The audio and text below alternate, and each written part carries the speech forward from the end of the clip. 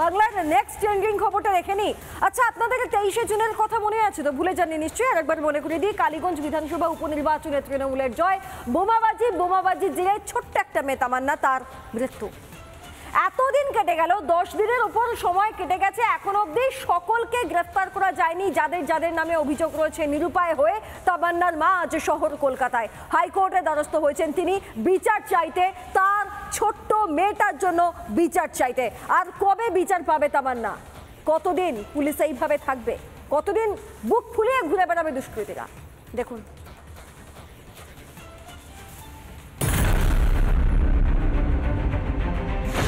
সন্তানহারা মা সাবিনা ইয়াসমিন কালীগঞ্জ থেকে ছুটে এসেছেন বিচার চাইতে কলকাতা হাইকোর্টের দ্বারস্থ হয়েছেন তিনি।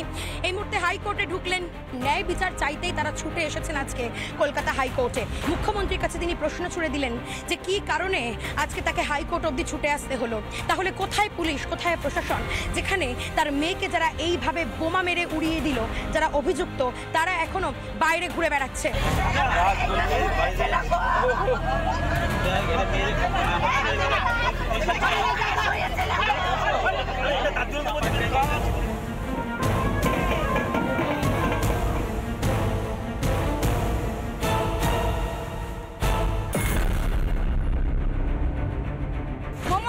প্রশ্ন করুন, কেন তামান্না হারিয়েছে? তামান্নার মাকে কেন এত দূর আসতে হচ্ছে? এখনো 15 জন বাইরে ঘুরে ঘুরে বেড়াচ্ছে আর হুমকি দিয়ে যাচ্ছে, কন্টিনিউ হুমকি দিচ্ছে। আমাদেরকে যে সহযোগিতা করবে তাদেরকেও পর্যন্ত মেরে দেবে, এমন ওরা হুমকি দিচ্ছে। পুলিশের দায়িত্ব আছে ওগুলো ধরা, তো পুলিশে করবে, পুলিশের কাজ পুলিশে করবে পুলিশের মতো।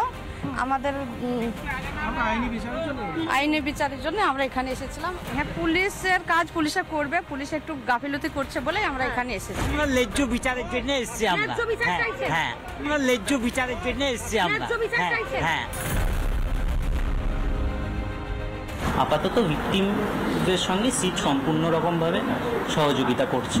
এখনো পর্যন্ত সিটের যা তদন্ত হচ্ছে ভিকটিমের সঙ্গে একসঙ্গে চলছে। হ্যাঁ, আপাততভাবে ভিকটিমের কোনো অসুবিধা নেই।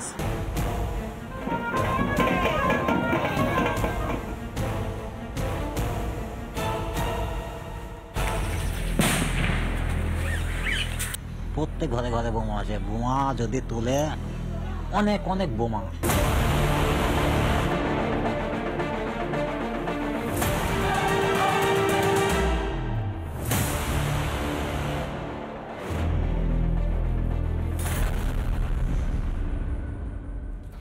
নানা ধরনের কন্টেন্ট দেখার জন্য লাইক করুন, শেয়ার করুন আমাদের ফেসবুক পেজ, সাবস্ক্রাইব করুন আমাদের ইউটিউব চ্যানেল।